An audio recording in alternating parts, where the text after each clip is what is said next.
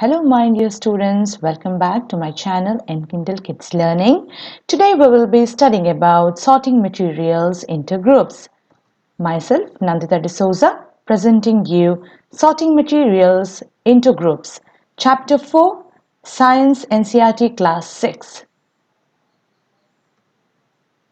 Dear students, before moving forward, let's understand what are objects and what are materials and how these two are different from one another. We have seen in our last chapter that food is made up of one or more ingredients. In the similar manner, an object is made up of one or more materials. What I want to tell you is an object is a thing that is made of one or more materials. Different object around us. If you look around, you will find yourself surrounded by these objects like your books, table, chair, toys, laptop, your sofa set, your refrigerator, the scooter, your clothes, bag, bottles, etc. All of these are objects. As I already told you, an object could be made up of one material or an object could be made up of many materials. Let's take an example. Here, a table, it's made up of a single material, that is wood, whereas a pencil is made up of rubber, metal, wood and graphite. Many materials, isn't it? A pencil is made up of many materials. Rubber, metal, wood and graphite.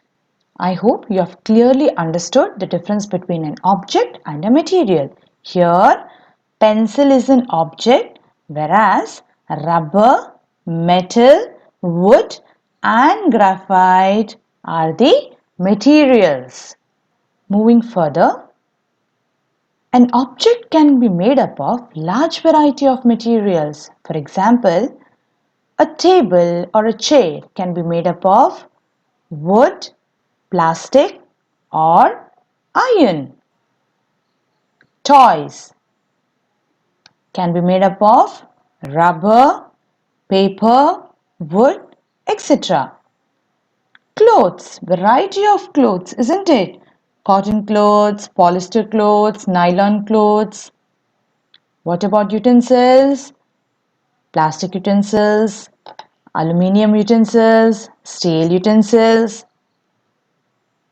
What about pens? You have plastic pens and metal pens. So, objects are made up of large variety of materials.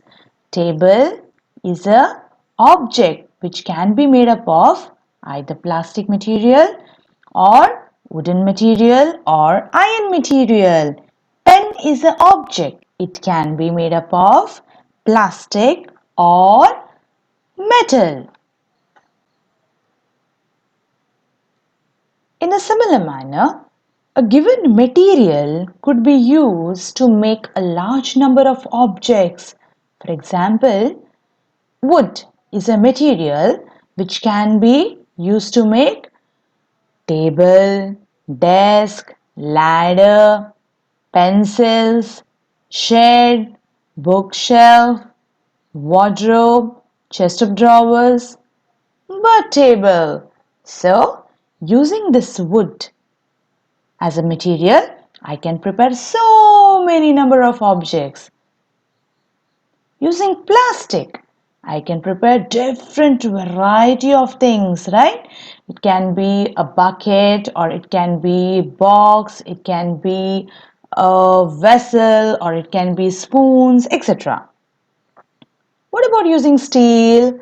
Yes, using steel, I can prepare kitchen utensils, bicycle, fridge, washing machine, car, etc. What about using glass? Using glass as a material, I can prepare different objects like windows, then glass of a car, test tubes, our glass at home, glass bottles, etc. What about using cotton? I can prepare my cap, I can prepare my clothes, I can prepare curtains, I can prepare towels. What about leather? Using leather as a material, I can prepare leather shoes, leather bags.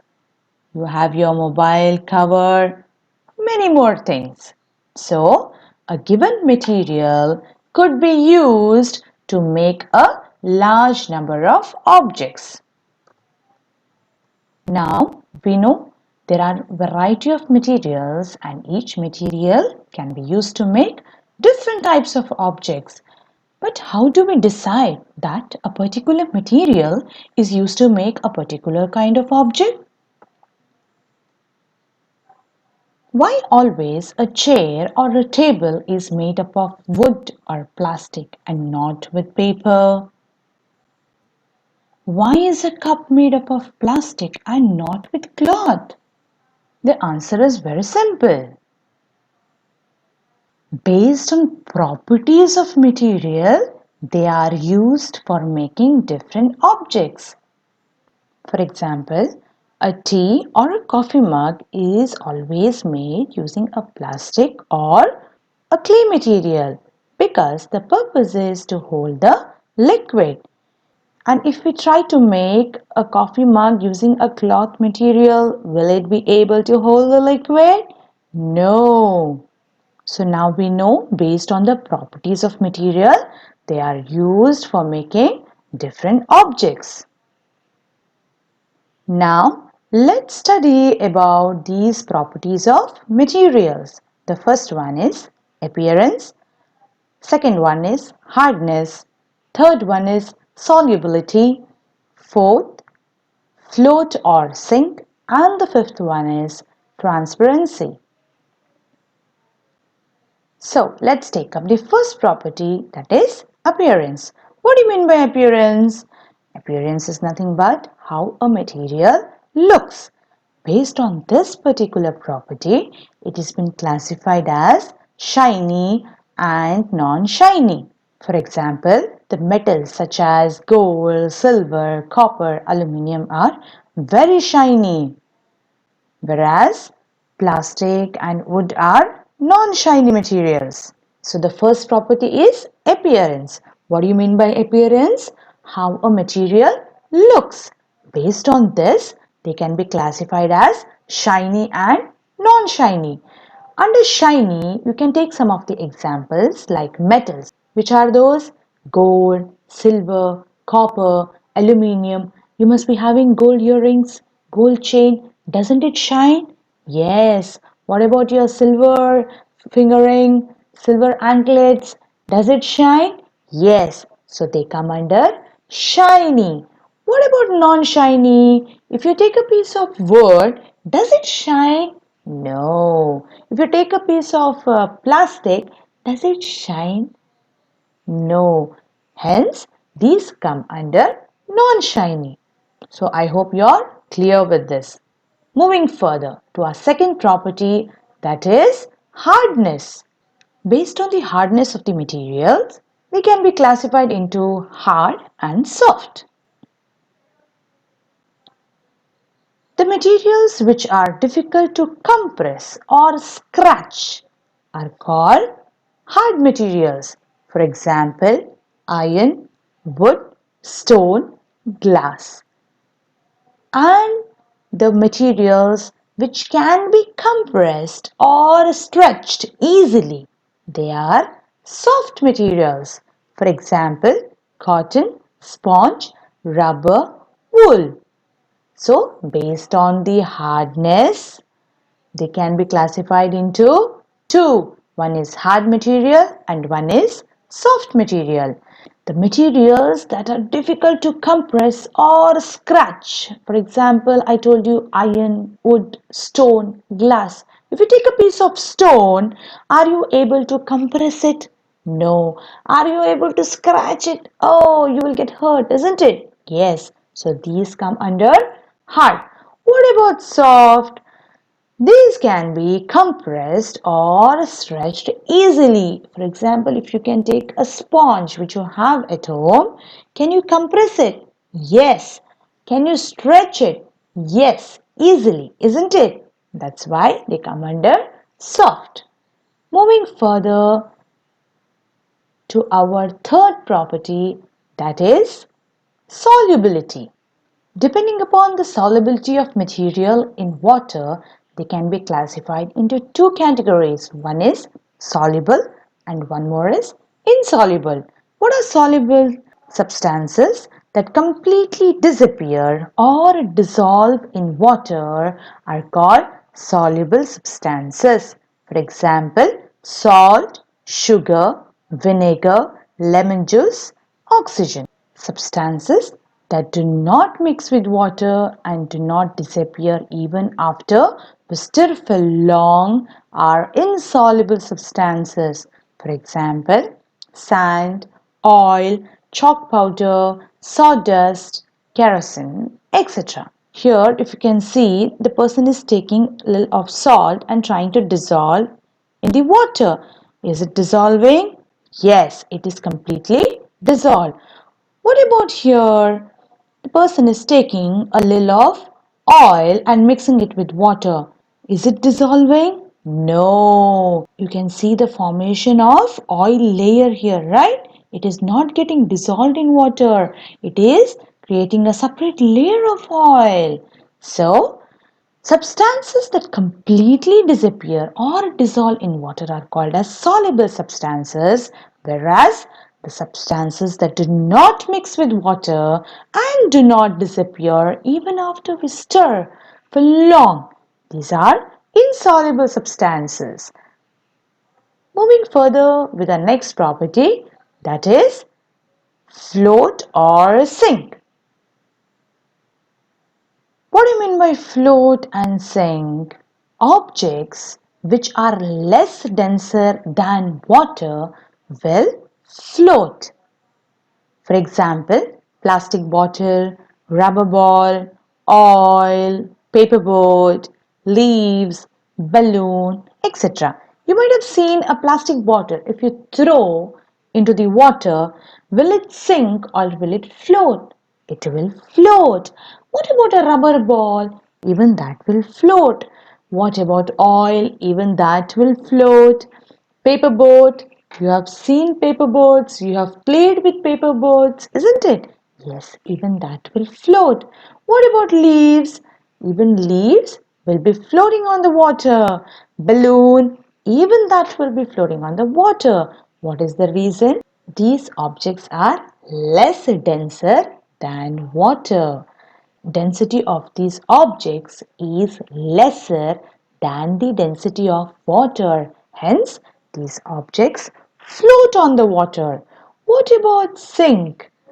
Objects which are denser than water will sink. For example, sand, stone, coins. You might have seen if you throw a stone in the water, will it float or sink? Yes, it will sink. What about sand? Even that will sink. What about coins? Even that will sink. So, the objects which are more denser than water density, they will sink. Moving further, a last property, that is transparency. Based on the transparency, objects can be divided into three categories. One is transparent, one is opaque, and one is translucent. What do you mean by transparent? Substances or materials through which things can be seen. For example, glass, water, air, and some plastics. What about opaque? Materials through which we are not able to see. For example, wood, metals, wall, and some plastics. What about translucent? Materials through which objects can be seen but not clearly. For example, butter paper or oily patch on paper. Talking about transparent, substances or materials through which things can be seen. Here you can see a girl is sketching a paper and she is able to see the things on the other side of the paper. That is transparent. If you take an example of a car or bus front glass, are you able to see the other side of the glass? Yes, that is called as transparent. What about opaque? Materials through which we are not able to see. If you take a piece of wood in front of you, are you able to see the other side of wood? No. Here the girl is catching a piece of plastic. Is she able to see the other side of that plastic? No. What about translucent? Materials through which objects can be seen but not clearly. Here the boy is catching a butter paper. He is able to see the other side but not clearly. That's called as translucent. At home, if you have a paper, apply some oil on that and try to see through the paper. Will you be able to see through the paper? Slight colors you can see but not very clearly, isn't it? That's called as translucent. So before wrapping up this chapter, it is very important to know why sorting of materials or objects is needed. In a library, you might have seen the books are placed according to the subjects, so it is easy for us to go and pick up a subject book. Isn't it? Yes. Similarly, in a grocery shop, you might have seen the biscuits are placed in one section, the fruits are placed in one more section, the meat is placed in other section. This becomes very easy for us to go and purchase the particular item which we need. Similarly, dividing materials in groups makes it convenient to study their properties and observe any patterns in these properties. Let's take a quick recap of what we studied. We studied about what is an object and what is a material and how these two objects and things are different from each other. Then we studied about what is an object. An object is a thing that is made of one or more materials. We saw wide varieties of things around us, isn't it? They can be made up of one or many materials. An object could be made up of one material or an object could be made up of many materials. Here a table is made up of one material, that is wood, whereas a pencil is made up of many materials, that is rubber, metal, wood and graphite. Moving on, objects are made up of large variety of materials. Here, a table or a chair being an object could be made up of plastic or iron or wood. Here, taking a simple example of a pen, where pen is an object which is made up of plastic or metal, which are the materials. Then, a given material could be used to make a large number of objects. For example, wood is a material, isn't it? That can be used to make a table or a desk or a ladder or pencils, chest of drawers, wardrobes, etc. Then we saw why a chair is made up of only wood or plastic and not of paper. We also saw why a cup is made up of plastic and not with cloth. Isn't it? Yes, because it is based on its properties.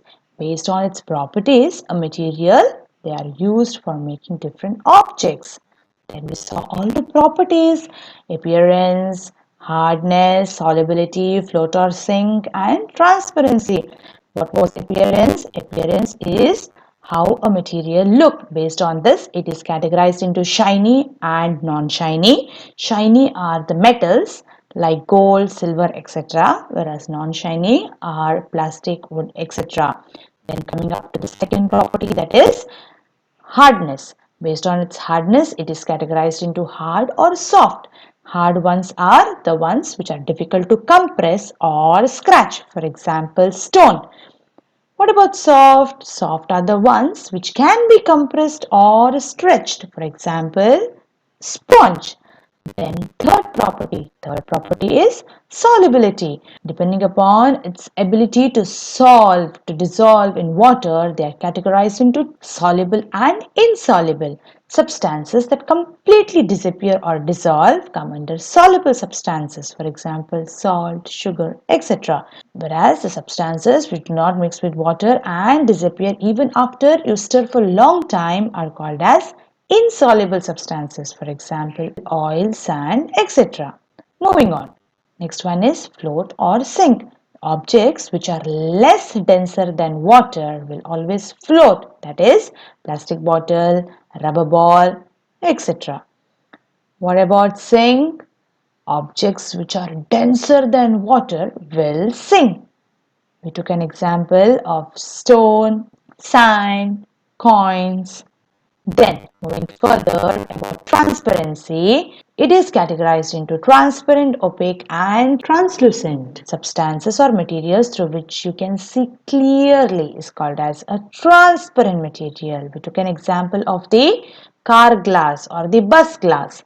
What about opaque? Materials through which we are not able to see. For example, wood. And what are translucent? Materials through which objects can be seen but not clearly. We took an example of oily patch on paper, isn't it? I told you to apply some oil on a A4 sheet and try to see through that paper. Will you be able to see? I can see only the colors but not clearly. That is called as translucent. Hence, dividing materials in groups make it convenient to study their properties and observe any patterns in these properties. My dear students, I hope you are clear with this lesson, sorting of materials into groups. Thank you for watching. Do like, share and subscribe to my channel and Kindle Kids Learning for more videos. Take care, stay home, stay safe.